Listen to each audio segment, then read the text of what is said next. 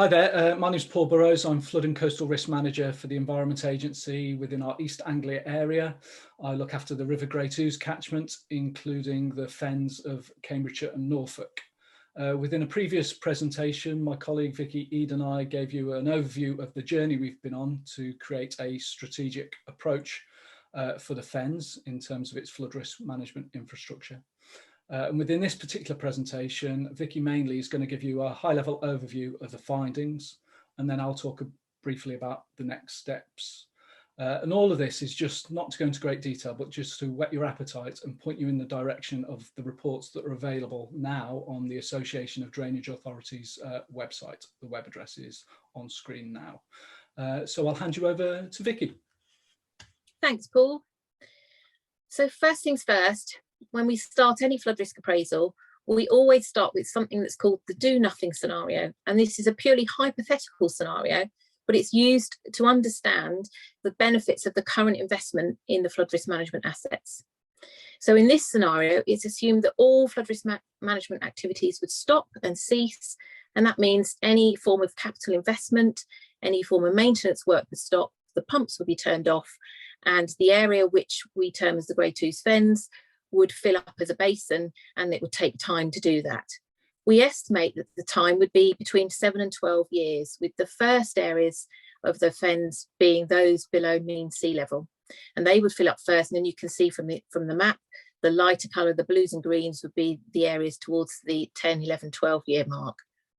And then we count up what is written off, so what is damaged effectively in that basin, and we then gives us a figure for the damages within the Great Ouse Fens. So that's our starting point for working out what's benefiting from our current flood risk management regime. And then we go on to then look at the benefits.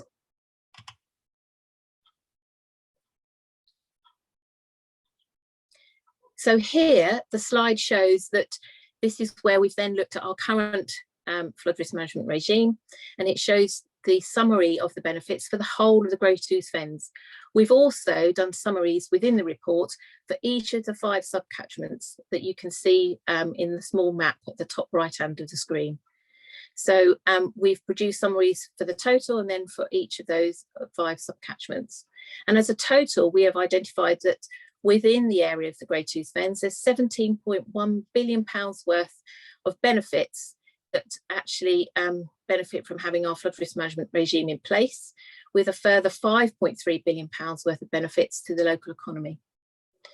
And what we've also worked out, based on the costs, which I'll go into in the next slide, but the total investment needed within the area to sustain the current level of flood risk management regime is £1.8 billion. And that would mean keeping the assets as they are today, but that would not keep up with climate change. That work will carry out in our phase 2, as I mentioned in the previous presentation.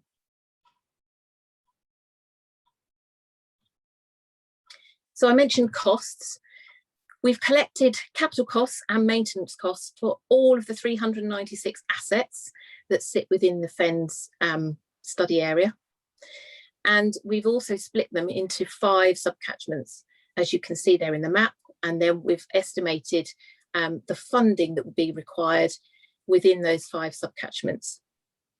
So we've based, all of these figures are based on a 100-year period, and they're based on past costs that we know from all of our assets, and we've then worked out discount rates for the future. So as I've talked through the benefits and damages that we've worked through previously, we add all of that information to what's called our partnership funding calculator. And that calculator then gives us estimates around how much government grant each subcatchment would be eligible for in terms of funding. And you can see the government grant amount is shown in the light blue shading in each of the pie charts. And therefore, there's quite a variety of a picture of funding across the Great Ouse Fens, but it certainly gives us an indication of where we need to focus some of our efforts in the future in terms of obtaining different ways of funding for the asset base we currently have, and potentially then the asset base that may exist in the future. So here I'm going to talk about some of the key findings from the report and our work to date. Some of the headlines from the report take you through, obviously, all the facts and figures we've found about the Great Ouse Fens whilst we've been working closely in the last 2 to 3 years. So there's 138 pumping stations, 95 kilometres of coastal defences and 405 kilometres of fluvial embankments. There's 17,000 households that are directly protected against flooding out of 131,000 total households in the study area. There's more than 2,850 businesses that are also directly protected from flood risk, and those businesses support over 70,000 jobs. As I said in my previous slide, flood risk management across the Great Ouse Fens over the next 100 years will cost in excess of £1.8 billion. And that includes all capital works and maintenance costs over those 300 plus assets. But that does mean that that doesn't keep up with climate change. And that's the next part of our work in phase 2, to understand in detail what the impacts of climate change will be on those assets. We know at the moment that 32% of the study area sits below mean sea level. And we know in 100 years' time that that will increase to 67% of the study area. So we know that not only will sea level rise be a direct threat to the land itself, but also we will face challenges about how the fluvial water moves through the catchment. I'll hand over to Paul now to talk about the next steps with our work. Thank you. So first of all, the report is available now on the Association of Drainage Authorities website. I'm very grateful to Ada for hosting it on behalf of our technical group of partners.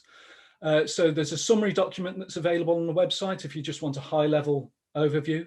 And then there's the more detailed baseline report if you want sort of in-depth analysis. That report also talks you through how flood infrastructure in the Fens works today and some of the history and background to it. So it makes quite a nice piece of reading before you get to the detail behind what Vicky has just described earlier. There are a set of appendices for those people who thirst for detail, even more detail. The economics appendix as well is something people might want to digest, and that can be requested from us as well if you would like. So we've got that's out there. We've got some baselining also going on, looking at the carbon footprints of current flood infrastructure as well. So that will report very soon. And we've just started a piece of work looking at what modelling, flood hydraulic modelling we might need right across the east of England Fens to enable us to look at future flood choices, as Vicky described earlier, taking account of climate change. That work is underway. The next steps within phase 1 are scoping out what visualisation tools you all might need to help bring this baseline report to life, to help understand the Fens and its future challenges better, to then enable us to scope up what phase 2 of this work might look like. So phase 2 is that adaptive plan for the future, taking account of climate change to start to understand what the future flood infrastructure choices are. So there's exciting times ahead, but it's quite daunting. It's worth also bearing in mind and dipping into the National Flood and Coastal Erosion Risk Management Strategy that was published in 2020. That strategy has a case study on the Fens within it. And also there's a particular measure associated with the Fens that this work that Vicky and I have described will go towards delivering on. So it's really great that the Fens is recognised within the national strategy. It's the only local place in the country that has its own specific measure. So it really highlights the importance of the work that we're doing with you all moving forward. So I hope this presentation has given you whetted your appetite to dip into the reports in more detail. Your feedback, your observations will be crucial in helping us move towards phase 2. Thank you for listening.